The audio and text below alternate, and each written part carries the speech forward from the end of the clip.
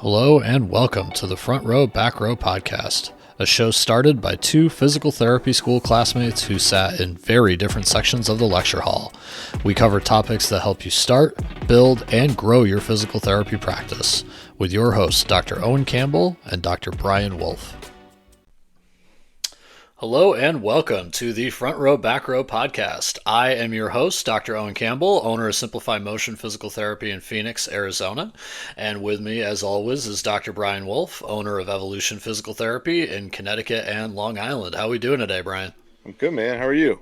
How we doing? I'm good. I think my mic levels are okay now, so we're not going to be blowing out any eardrums on the ride to work.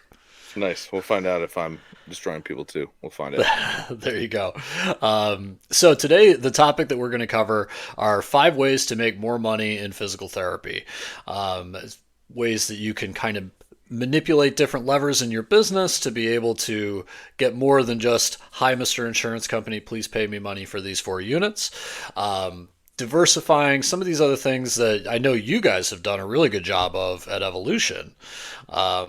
I haven't quite had the chance to do that starting up my own mobile practice, but I'm sure I'll get there. Yeah, for sure. No, this is the fun part. Yeah. So the first one that I look at, and it probably will be my first lever that I can pull once I start getting more of a full schedule, is your pricing structure, right? And that's always the topic on everyone's mind. How much should I charge? How much am I worth? Should I stick to this price? Should I go low to get more customers or more patients or more clients and then build myself up, right? Or should I start high? Right? Should I just be a premium service and just suffer through maybe a lot of no's because the yeses are so more valuable? So like I want to kind of dive into this a little bit. Just any advice you have for me. I know I've kind of gone the Netflix route where you're a big value at a low price, try and build up your amount of clients, but I'm sure there's other good options out there too. Yeah, I mean, I think it's interesting. We definitely went lower and then came up, right? Mm-hmm. So, I mean, obviously, everybody knows now we're insurance-based practice, so we're always asking for raises in that regard. But again, like probably half our practice, if not more, is some sort of cash-based service, and so I think the answer, quite frankly, is a little bit in the middle. So it's like you don't want to be the most expensive, but you certainly don't want to be the cheapest. You know, and so I think there are different tiers as well within that options. So, we'll talk about a bunch of different levels people can pull, but I think in terms of the first lever, mainly what you charge and what you're giving away for that charge is important. What's your, and again, this is, I guess let's chat kind of more about like the cash value of something like that. Like I think of it from like a personal training, like we do personal training. So, that's $100 an hour for a personal trainer. Mm-hmm. So what would a physical therapist charge for that? Would it be around 125, 130, 150? So, realize though that, while people will say, hey, I'm a physical therapist, look at all my training in comparison to what it is, you're competing against people like myself who take insurance. So the reality is that's the disadvantage that cash PTs have is, in theory, someone, if you're having that pricing structure, realize that it has nothing to do with what your schooling is. That's very important. A mistake that people will make, and when they open a cash-based practice, they'll say, look at all the schooling that I have. And people don't really care about that. That has nothing to do with it. It's the value you provide. It's why you see tons of personal trainers and chiropractors and acupuncturists and massage therapists able to charge a lot more money because they're really, really like offering a ton more value. And so I think that's where physical therapists need to realize, whether they're insurance-based or cash-based, you just need to look at how to provide more value. And that's something you can, leverage.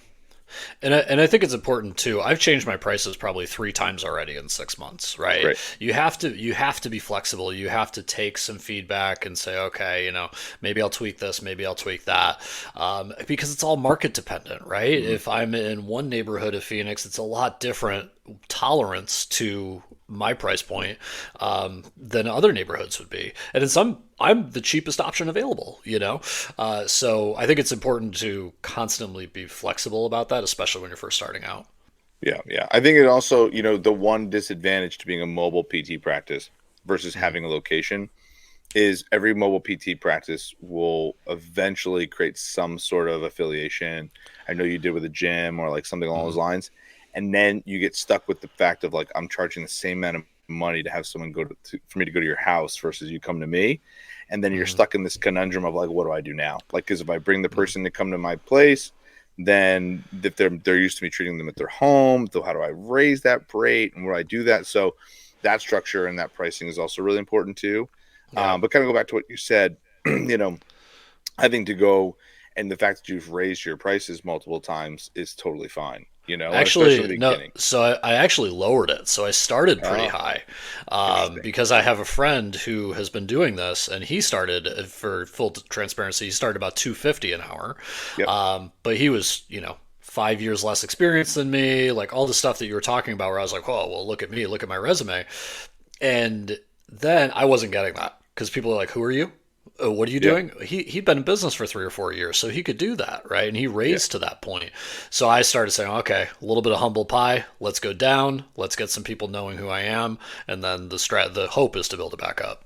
Exactly. That's the reality of any of that stuff, and we found it with our fitness business. Is what we've just done is as we've gotten more and more notoriety, we've just raised the prices, right? Yeah. And eventually, you get to a point where you're either at capacity and you can't take any more people on, or you keep raising your prices. You know what I mean? Like that's the idea behind it. Mm-hmm. The same thing would be for cash physical therapy. The same thing would be for any of those things. So, Yeah. it's something that I've thought about for me personally. Have been like, okay, like me treating patients, maybe what I do is eventually move to kind of like this, what some of the HSS does with their physicians is there's some physicians with Hospital special HSS. surgery Yep. in New That York. just Yeah. don't take insurance. Right.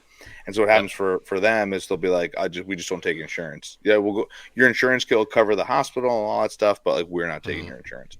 And so I've thought Yeah. about that for me personally within the practice, but that Mm-hmm. also gets into some hairy stuff. So, nevertheless, Yeah. there's tons of other different options.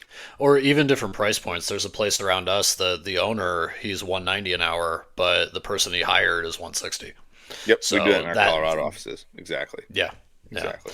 Okay. So then now we've talked about, okay, how much each body in the door, right, will give you, or each hour that you provide service. Now, how do I get more of those hours? How Yes. do I get more people? That's where I'm at now. I need more butts in the seats. Yeah. So what are some of the things? I know we talk about this a lot with marketing and all that stuff, but I think this is a lever that people always know they need to pull. But I don't think they understand how much work it takes to keep that Yes. lever pulled. Yeah. So I know it's an obvious topic, but any thoughts on that? Things that you can like kind of share with me, me? Yeah. Yeah. Yeah. Yeah. Also our listeners, but mostly me. Yeah, I think look, the reality of to make more money. And again, when I originally thought about this topic too, this is also for the physical therapist listening to this who maybe working for somebody else and is trying to figure out how they can ask for a raise, because I think that's a big one for Yeah. me. Is when I look at, we're not a big productivity clinic, but when someone asks for a raise, especially in this climate now where people are looking to make more money, particularly physical therapists, because of inflation and everything that's going on in the economy, the reality is you need to be seeing more patients or clients. And I don't mean that in a capacity like we treat patients every 40 minutes, right? So because we treat patients every 40 minutes, I don't need someone to be like, I'm going to see patients every 15 minutes and give crap care, like bad quality care, and do that.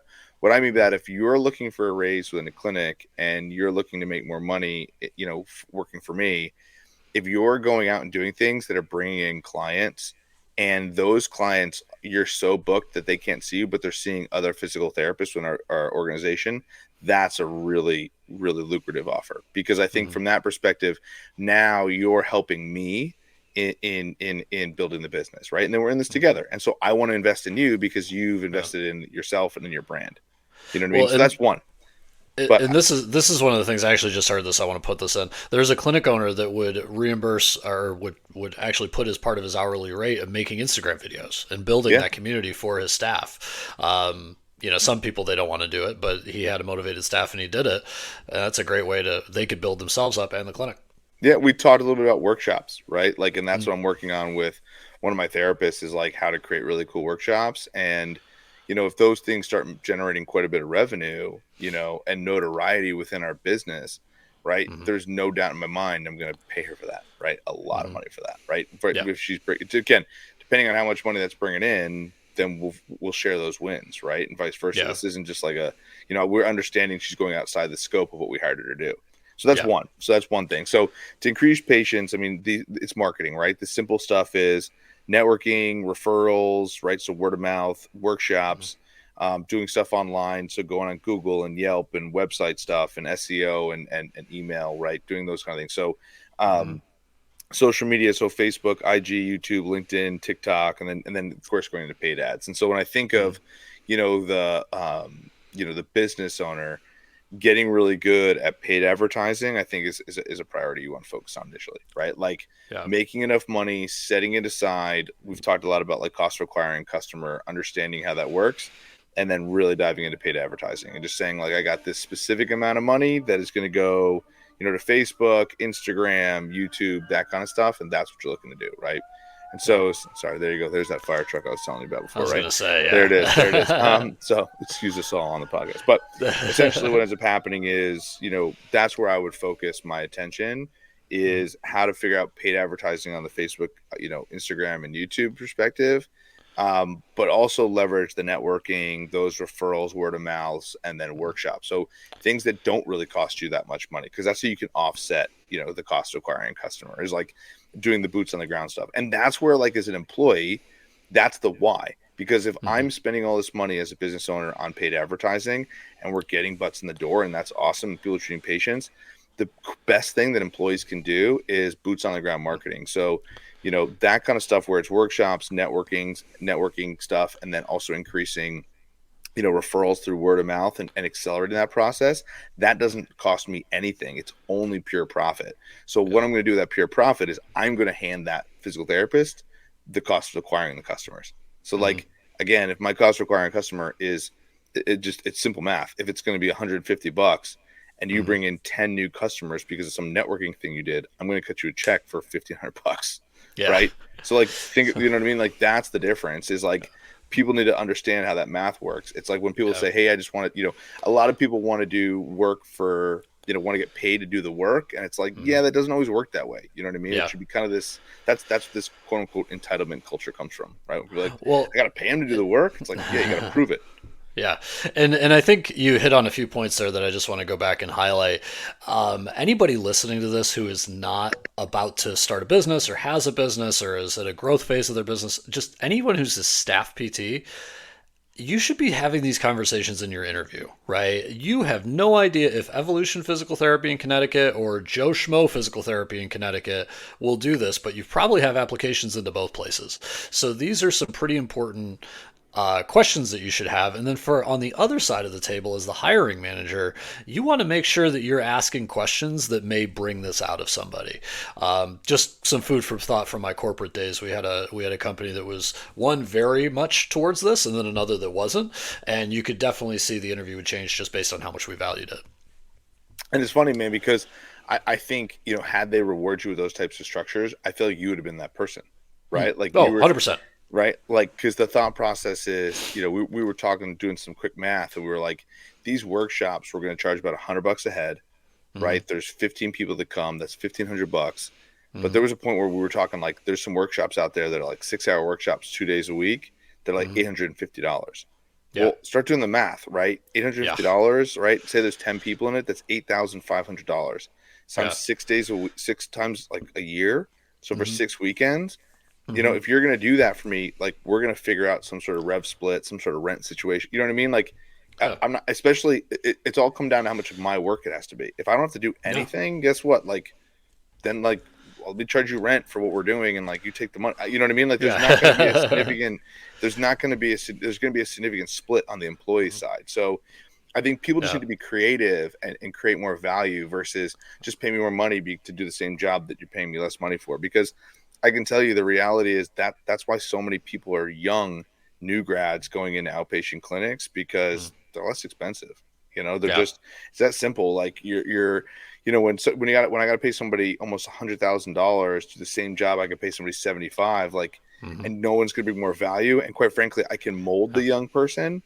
Yeah. They're not tainted by some like other stuff. Like it's going to matter. Right. So, there's just a lot more around that person that I think is kind of essential. And that leads me into another thing. You talk about molding, and sometimes molding's really good, right? But other times molding can be really bad, where you're molding that person to be a traffic director, right? Like, Yeah. let's see, four people in an hour, you have two techs, you got to make sure they're doing it. So that is kind of the quintessential, decrease time with patients, increase revenue because you get to see more people, right?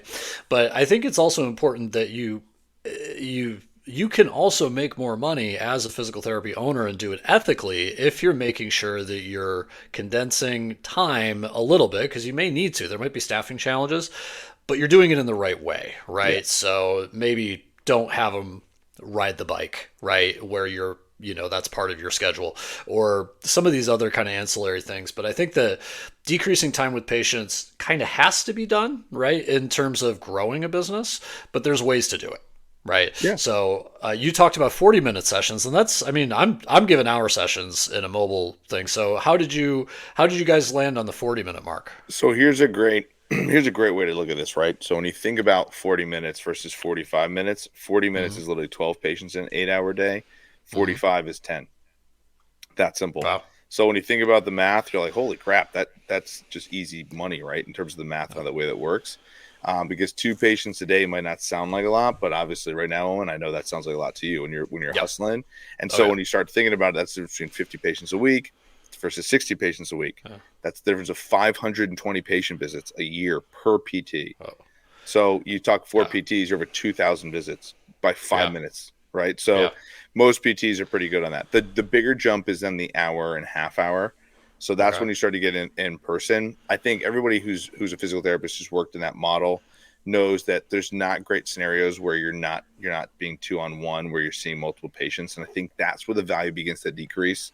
Mm-hmm. Is at that point. Now, if you're an insurance-based clinic and your reimbursement rates are not particularly good and you don't have a choice, like I would suggest doing every 30 minutes and only keep the person there for 30 minutes. Like I would Yeah. I would suggest that because So one-on-one, but 30 minutes. I think so, man, because I think that you just decrease the value of our profession Mm-hmm. by overlapping people. I just over time I've just noticed this over and over again. So I think even Yeah. cash PTs could get away with a half hour, for cash. Because in Yeah. theory, here's the way the math works. So say my price is so oh, do you mind me asking what you charge right now? Or I can throw it I, out. I charge 150. I Okay. have a $25 if I have to go more than 30 minutes. Okay. So 150 an hour, right? So Mm-hmm. 150 an hour and I see you or Mm-hmm. you see me. So basically what you can do is if you go from a standpoint, oh, I lost my camera here. If you go to a standpoint where um you're sorry, you might be having a faceless for the rest of the time. No, it's In okay. terms there you go. I'm gonna be Your more visual profile for you. picture is fantastic. There you Yeah. go, exactly. So if you're at 150 per hour Yeah. and instead say you have a couple and the couple is like, can you do us both an hour, half hour and a half hour? What it Yeah. would be is you would basically be like, okay, like I'll do it for $85. And Yeah. now you just increase your price because at Mm-hmm. $85, you're now charging 170 an hour.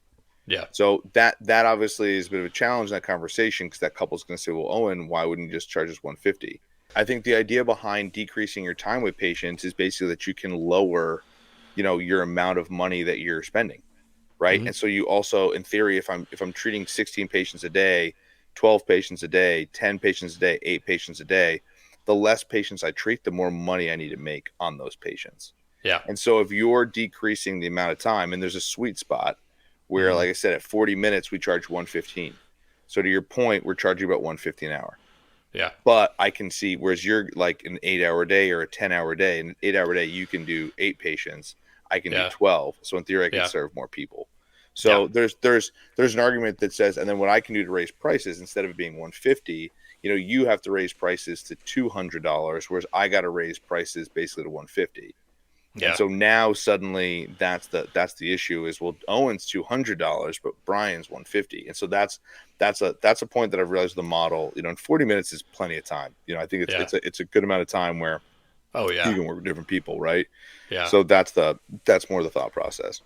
I agree, and I think that that's the hard part is everybody is doing one-on-one for 1 hour sessions. Like Yes. literally every mobile therapist, and even honestly, big box places are saying you get 1 hour with the therapist. well, you and three others, but Yeah. and so I think that I've gotten good results from the guy who comes in and says, dude, I got to go in like 40 minutes, 50 minutes, half an hour. Can you get me in? I'll still get good results. You got to have confidence in your ability to treat somebody that way. But I think that 40 is a really good spot for a lot of different experience levels to still be able to get that good result. Yeah. I totally agree. But even still, it has to work for your practice, right? So for you Yeah. guys, the way that you educate your people, the way you bring your people in, that works for you. If you're in an area where there's not many PTs and you don't really trust that you're going to hire a new grad who's going to be able to do that, you got to think value first, right? So, with the disclaimer of do what's right for you, but some of the things that we did want to go over, the last few points, the number 4 reason was that we want to group clients together. One of the main things that fitness classes do really well is that they will get 6 or 7 people paying 10, $15 a class, and they'll get them all into one, and for 1 hour of that group, or 1 hour of that personal trainer's time, they can make a lot more than they may make in a personal training session. Also, it's a lot more accessible, right? So people are much more willing to pay 10, 15, $20 a class than $100, 150 for an hour. So it allows you to work with more people. Now, we're not personal trainers in the physical therapy world, so we have to make sure that we kind of look at ways that you can group patients together that are ethical, that will provide them benefit. Obviously, you need people to kind of understand a little bit that you'll be talking about different health conditions, so you have to have the right type of people. But if you have a specific niche, if you have a group of people that are in kind of that same pretty active but not all the way out of pain yet type of orthopedic area, this could be a really good way of kind of making sure that there's compliance near the end of the training, when it's mostly a lot of just strengthening, power, flexibility, while under your guidance. So the class can't be 20 people, right? At least I wouldn't be comfortable with 20 people. And these are ways that you can take that 1 hour of time, but maybe see either more people if you're really busy by giving them a more medically or more physical therapy focused fitness class, and in a smaller group setting to be able to increase how much you might get out of an hour of your time. It will require you getting some special skills, right? Like you have to be personable, you have to be able to manage people at a different time. But this is why I talk about selection. You wouldn't be doing this with someone who just started with back pain or who just had some issue with falls and this is their second or third appointment. This would not be an appropriate person. But it could be someone, say, who is just a little bit sore in their overhead press, right? They can overhead press, but they got that pain that doesn't get them over the next bar. You can do a shoulder group, right? You can do a back pain group. You can do some of these others where they're more towards the end of their plan of care. And the last one is that I thought is a really great idea, and it can be both for a mobile practice and for a brick and mortar practice, is to offer different services. Now, this really focuses mostly on the insurance taking client companies, right? So this is where you will have the people that come into an insurance-based company will kind of come in, they will have their copay, they will have cost per visit and all that, but maybe dry needling isn't covered, or maybe those cryo boots aren't covered, or cupping isn't covered. Some things that we know clients and patients really want, we know that it can help them through their journey, but the insurance says, nah, we're not paying for it. Those can be other services that you can offer on a cash basis, and you can market on a cash basis. Things like manual stretching, right, versus just giving them a home program with a stretch strap. All of these different things, depending on your clientele, can be reasons and areas that you might be able to build up some more income that isn't just, please, negotiating like an insurance contract. So with that, I think it's important to kind of go over the top 5 things that we've been talking about. We can increase or play with the pricing model. We can increase patients and clients so we can get more people in through the door. Also, you can decrease the time, but you got to do it that fits your values. Decreasing time with patients will obviously increase the amount of patients that you can get and can provide an advantage financially, but the value of what you provide is what is going to keep you in business. So you got to make sure you're doing that well.